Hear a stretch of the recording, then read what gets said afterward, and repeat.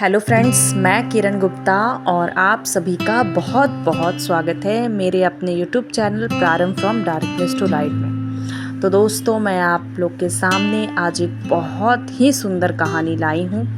दोस्तों, आप लोग सब ने सुना होगा या सब ने आप लोग ने अनुभव किया होगा, इवन मैंने भी अनुभव किया है कि हम हमेशा कहते हैं कि जो लोग भगवान की भक्ति करते हैं या जो लोग सच्चे होते हैं वही आज के टाइम में सबसे दुखी होते हैं, और जो लोग जो बुरे होते हैं आज के टाइम पे वही सबसे ज़्यादा सुखी क्यों होते हैं। तो आज की कहानी जो है इसी पर आधारित है, जो आपको ये बताएगी कि क्यों जो है भगवान के जो सच्चे भक्त होते हैं उनके राह में, उनके रास्तों में इतनी कठिनाइयाँ और तकलीफ क्यों आती है। तो आइए आज की कहानी की शुरुआत करते हैं, और आज की कहानी का शीर्षक है भक्त के जीवन में दुख क्यों। तो एक समय की बात है, किसी रास्ते से एक चोर और एक भक्त जा रहे थे। उन्हें एक गांव से दूसरी गांव जाना था। सफ़र बहुत ही लंबा था, घने जंगल से गुजर कर जाना था, पूरी रात का सफ़र था और दोनों जो है रास्ते में टकरा जाते। दोनों की मंजिल एक ही थी, उन्हें एक ही गांव पहुंचना था। तो दोनों ने निर्णय किया क्यों ना हम दोनों साथ चलते। तो जब दोनों एक दूसरे के साथ समय बिताए तो एक दूसरे के बारे में उन्हें बहुत कुछ जानने को मिला। तब भक्त को पता चला कि ये एक चोर है, और चोर को भी ये पता चला कि ये भगवान का एक बहुत सच्चा भक्त है। तो इसी आधार पर चलते चलते आगे दो रास्ता आया। अब एक रास्ता दाएं की तरफ जाता था और एक रास्ता बाएं की तरफ जाता था, लेकिन दोनों की मंजिल जो है वो सेम थी। दोनों रास्ता जो है वो गाँव को ही पहुँचाता था। तो चोर ने ये निर्णय किया कि मैं बाएं वाले रास्ते से जाऊंगी, और भक्त ने ये निर्णय किया कि मैं दाएं वाले रास्ते से जाऊंगी। तो दोनों ने ऐसा ही किया। जिस रास्ते से चोर गया उसे उस रास्ते में बहुत सारा धन दौलत, बहुत सारा पैसा मिला, और जिस रास्ते से भक्त गया उस रास्ते में उसे बहुत सारे कंकड़ पत्थर, ऊंचे नीचे रास्ते थे, बहुत सारे कठिनाइयों का उसे सामना करना पड़ा। उसे बहुत कष्ट हुआ, शारीरिक बहुत पीड़ा हुई जब वो उस रास्ते को अपनाया। और जैसे ही दोनों मंजिल पर पहुंच गए, दोनों ने अलग अलग रास्ते भले ही चुने लेकिन दोनों का मंजिल सेम था। तो जैसे ही दोनों जो है वो मंजिल पर पहुंचे तो चोर बहुत खुश हुआ। चोर ने कहा, देखो मुझे इतने धन दौलत मिले।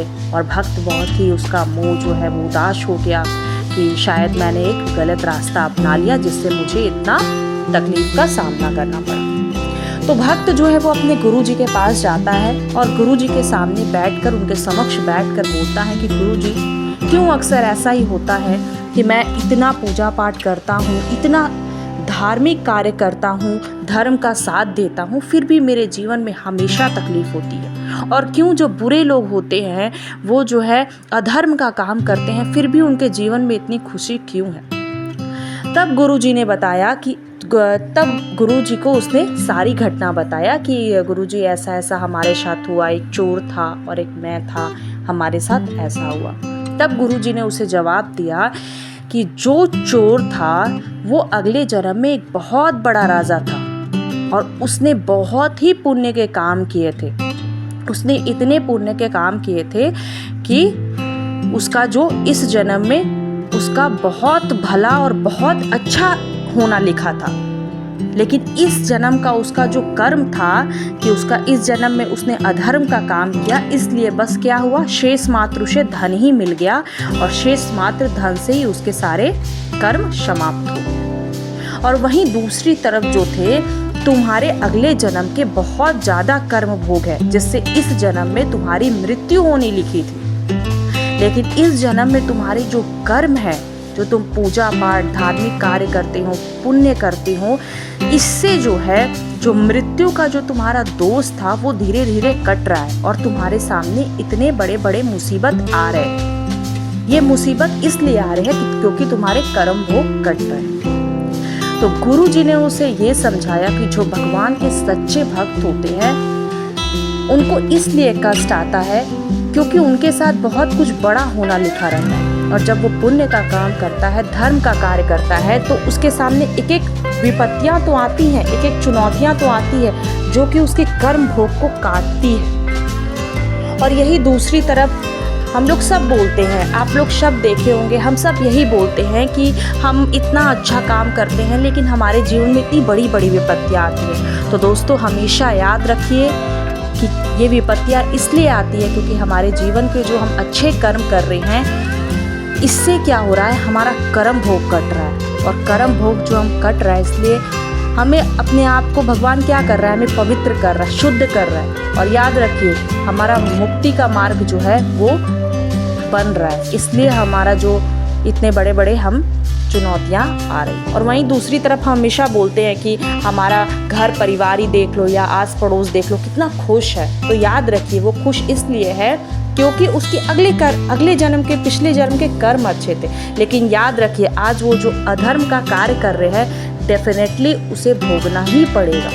वो उसके अच्छे कर्म थे पिछले जन्म के, इसलिए उसको इस जन्म में सुख मिल रहा है। लेकिन जो इस जन्म में वो कर रहा है, दूसरों के साथ जो अधर्म का काम कर रहा है, डेफिनेटली अगले जन्म उसे भोगना ही है। और उसे भोगने के लिए फिर से धरती में जन्म लेना ही होगा। इसलिए याद रखिए आप भगवान के सच्चे भक्त हैं, आपकी तो मुक्ति हो रही है, आपको मोक्ष प्राप्त होगा, है ना। आप फिर से जन्म नहीं लोगे धरती पर, लेकिन जो अधर्म का कार्य कर रहे हैं आज, उसे तो भोगने के लिए फिर से जन्म लेना ही पड़ेगा। तो याद रखिए अपना कर्म करते रहिए, भगवान पर आस्था विश्वास बनाए रखिए, और मुसीबत आए चाहे चुनौतियाँ आए, ज़िंदगी में स्वीकार कीजिए और आगे बढ़िए।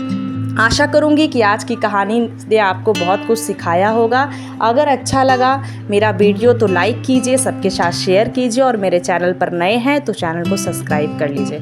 फिर मिलेंगे किसी नए वीडियो में, किसी नए टॉपिक में। तब तक के लिए मैं किरण गुप्ता लेती हूँ इजाज़त। स्वस्थ रहे, मस्त रहे, धन्यवाद।